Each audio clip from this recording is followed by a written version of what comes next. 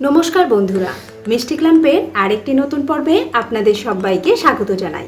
আজকের পর্বে আমি আপনাদের সাথে শেয়ার করব কাঁচা আমের চাটনি। আসুন দেখে নেওয়া যাক আমার আজকের এই রেসিপি। ভিডিও ভালো লাগলে আমার চ্যানেলটি সাবস্ক্রাইব করে আমার পাশে থাকবেন। কাঁচা আমের চাটনি বানাবার জন্য এখানে আমি 3টে কাঁচা আম নিয়ে নিয়েছি।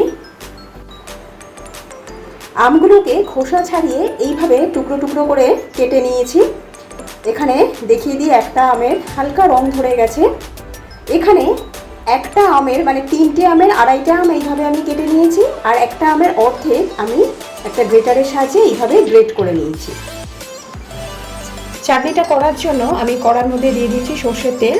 এতে খুব সামান্য একটুখানি তেল আমি দেব। তেল গরম হয়ে গেলে এর মধ্যে একটা শুকনো লঙ্কাকে ফাটিয়ে দিয়ে দেবো।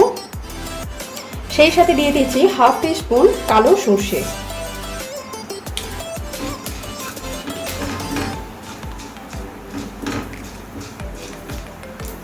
ফোড়নটা হয়ে গেলে এর মধ্যে টুকরো করে কেটে রাখা আমটা আমি দিয়ে দিচ্ছি।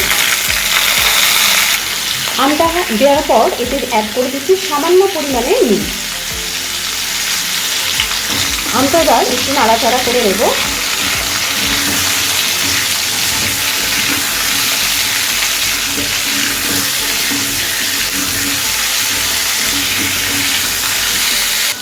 প্রায় 1 থেকে 1.5 মিনিট সময় নিয়ে আমটাকে একটু ভাজা করে নেবার পর এতে আমি গ্রেট করে রাখা আমটা দিয়ে দিচ্ছি।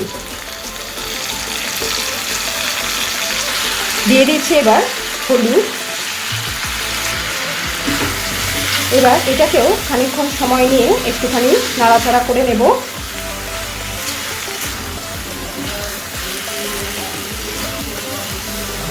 আম যদি টক হয় আপনারা এই সময় বুঝতে পারবেন আম কিন্তু এই ভাজার সময় গলে গলে আসবে, আর আম যদি মিষ্টি আম হয় তাহলে কিন্তু আমটা শক্ত থাকবে।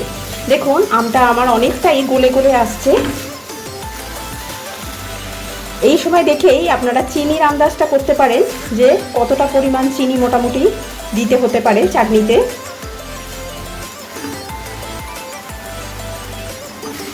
প্রায় 45 সেকেন্ডের মতো একটু নাড়াচাড়া করার পর এর মধ্যে আমি জল অ্যাড করে দিচ্ছি।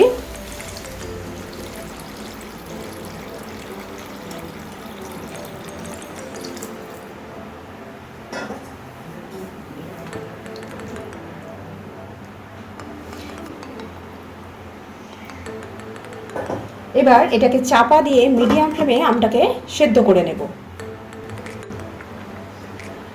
আম সেদ্ধ হয়ে গেছে। এবার আমি এর মধ্যে চিনি অ্যাড করে দেবো।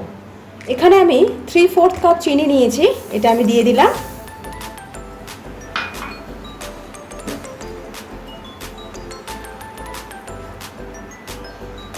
এবার হাই ফ্লেমে এটাকে খানিকক্ষণ একটু ফুটতে দেবো।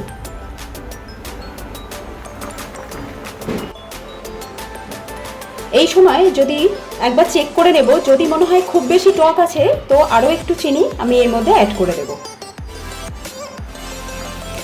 এখানে আমি নিয়েছি 1.5 টিস্পুন সর্ষে পাউডার। এবার এর থেকে কিছুটা পরিমাণ জুস আমি তুলে এই কাপের মধ্যে দিয়ে দিলাম সর্ষে পাউডারটাকে গুলে নেবার জন্য। সর্ষে পাউডার না থাকলে আপনারা তার পরিবর্তে সামান্য একটু সর্ষে হাফ টিস্পুনের মতো সর্ষে বেটেও ব্যবহার করতে পারেন।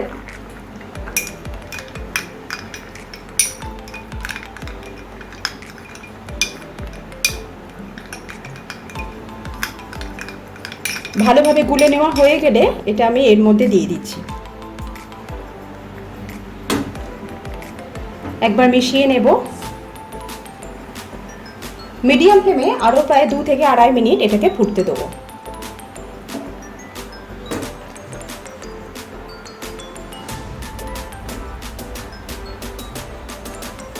এবার আমি গ্যাসের ফ্লেমটাকে অফ করে দিলাম।